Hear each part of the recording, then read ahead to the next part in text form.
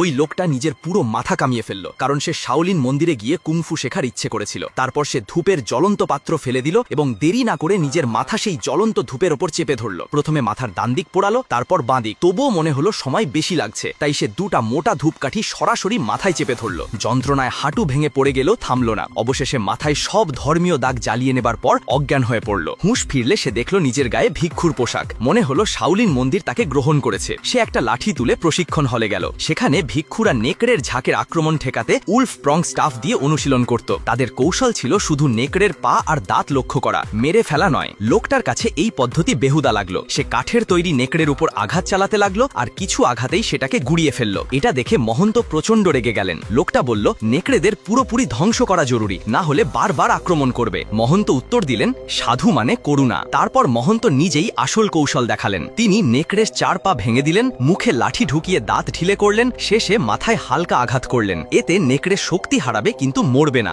লোকটা এবার শিক্ষার আসল মানে বুঝল এবং হাত জোর করে অনুরোধ করল মন্দিরে থাকতে। মহন্ত রাজি হলেন না। তখন লোকটা অনুশোচনার প্রমাণ দিতে মন্দিরের পেছনের গুহায় গিয়ে প্রতিদিন অনুশীলন শুরু করল। লাঠিতে লতা জড়িয়ে সেগুলো ভাঙা ছাড়াই আলতো করে খোলার চেষ্টা করত। পাহাড় থেকে লাফিয়ে পানির ওপর লাঠি চালাতো, যাতে পানির লচক দিয়ে নিজের নিয়ন্ত্রণ বাড়াতে পারে। একদিন মহন্ত তাকে এভাবে অনুশীলন করতে দেখে তার পরিবর্তিত মনোভাব বুঝতে পারলেন। তাই আর একটা সুযোগ দিলেন, উডেন উলফ ফরমেশন পরীক্ষা। শর্ত ছিল কেবল দাঁত ঢিলে করতে হবে। মহন্ত নিজেই কাঠের নেকড়ে চালাচ্ছিলেন, সেটা সব আঘাত ঠেকাচ্ছিল এবং পাল্টা আক্রমণও করছিল লেজ আর পা দিয়ে। লোকটার পক্ষে দাঁতে আঘাত করা অসম্ভব হয়ে যাচ্ছিল। তাকে দূরত্ব বজায় রেখে সঠিক সময় খুঁজতে হচ্ছিল। হঠাৎ কাঠের নেকড়ে ঘুরতে শুরু করলো। তখন লোকটা দ্রুত ঝাঁপিয়ে পড়ে আঘাত করলো। মহন্ত মুখ বন্ধ করতে চাইছিলেন, কিন্তু লোকটা দুর্বলতা চিনে ফেলেছিল। সে নিজের লাঠি সোজা মুখে ঢুকিয়ে দিল। দাঁত ঢিলে হয়ে গেল। এইবার দাঁত ছাড়া কাঠের নেকড়ে একেবারে অক্ষত থাকলো। মহন্ত নিজের প্রতিশ্রুতি রাখলেন এবং লোকটাকে শিষ্য হিসেবে গ্রহণ করলেন।